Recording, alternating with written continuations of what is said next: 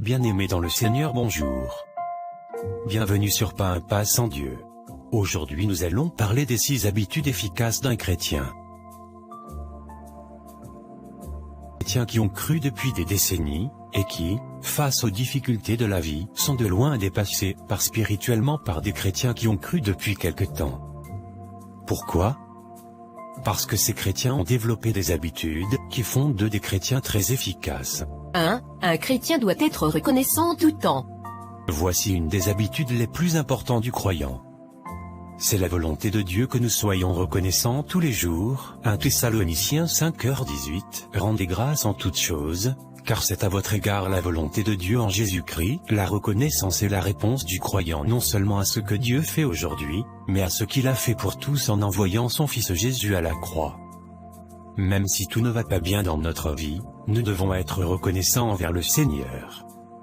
Nous remarquons aussi que la louange est ce que le chrétien doit à Dieu car elle provient de notre cœur de reconnaissance. La gratitude est le berceau de l'adoration, alors soyez donc reconnaissants dans les bons et mauvais jours. Cette reconnaissance vous positionnera pour recevoir les bénédictions de Dieu. Paul dit d'ailleurs que nous devons faire connaître au Seigneur nos requêtes avec des actions de grâce, c'est-à-dire avec reconnaissance. Philippiens 4:6. Ne vous inquiétez de rien, mais en toute chose faites connaître vos besoins à Dieu par des prières et des supplications, avec des actions de grâce. 2. Un chrétien doit se réjouir en tout temps. Certes, ce n'est pas toujours facile, mais la joie est une des plus grandes marques de la foi en nous. Philippiens 4:4. Réjouissez-vous toujours dans le Seigneur. Je le répète, réjouissez-vous, c'est un des signes qui distingue les chrétiens très efficaces. Ils sont toujours joyeux. Beaucoup croient que la joie est seulement l'émotion.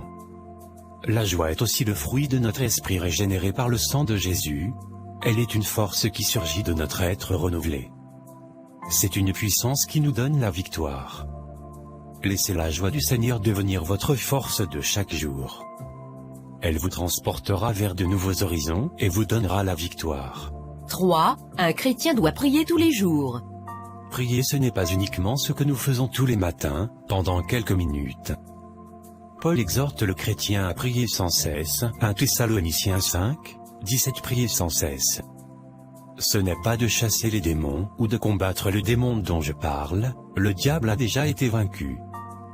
Plutôt c'est d'être constamment en contact avec notre Père Céleste. Définition: la prière sans cesse est une prière qui devient un style de vie.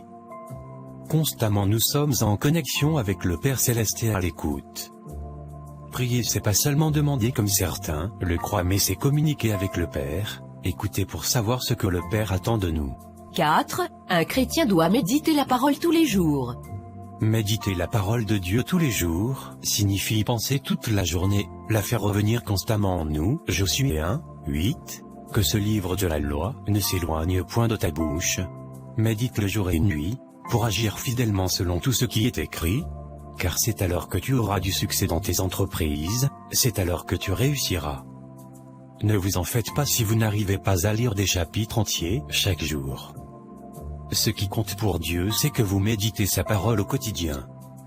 Donc ne vous culpabilisez pas, avec Dieu c'est la volonté, et lui vous amènera un enfant bien-aimé à ses yeux. 5. Un chrétien doit vivre pour le royaume de Dieu. Un chrétien efficace est quelqu'un qui a compris que sa raison d'être n'est pas uniquement ce qu'il fait, avocat, plombier, électricien. Mais c'est faire ce que doit faire un enfant de Dieu, choisi par le Seigneur pour accomplir des œuvres bonnes que Dieu a préparées d'avance pour lui. Éphésiens 2h10.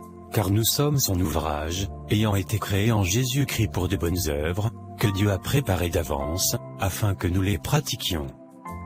Commencez à placer votre vie sous la seigneurie de Dieu et de son royaume. Demandez-lui chaque jour ce qu'il veut que vous accomplissiez, les gens qu'il veut vous rencontrer, le bien qu'il veut que vous fassiez autour de vous. Recherchez toujours en premier les choses du royaume et non celles du monde. Matthieu 6h33. Cherchez premièrement le royaume et la justice de Dieu, et toutes ces choses vous seront données par-dessus. 6. Un chrétien doit marcher dans l'amour. Qu'est-ce que marcher dans l'amour? Il y a plusieurs définitions possibles, et elles sont toutes bonnes en elles-mêmes. Pardonner, respecter, protéger, prendre soin, aimer, penser d'abord à l'autre.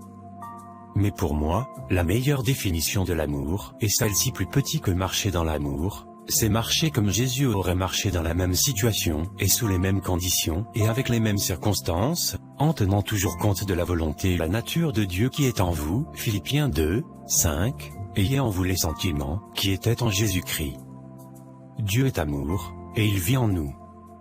Puisque l'amour de Dieu a été versé dans nos cœurs par le Saint-Esprit, Romains 5, 5, or, l'espérance ne trompe point, parce que l'amour de Dieu est répandu dans nos cœurs par le Saint-Esprit qui nous a été donné. Quand nous sommes nés de nouveau, cela veut dire que la nature de Dieu réside en nous. 1 Jean 4, 8, celui qui n'aime pas n'a pas connu Dieu, car Dieu est amour. Et celui qui marche dans l'amour, ne marche pas selon lui mais selon sa nouvelle nature. Merci et bonne compréhension.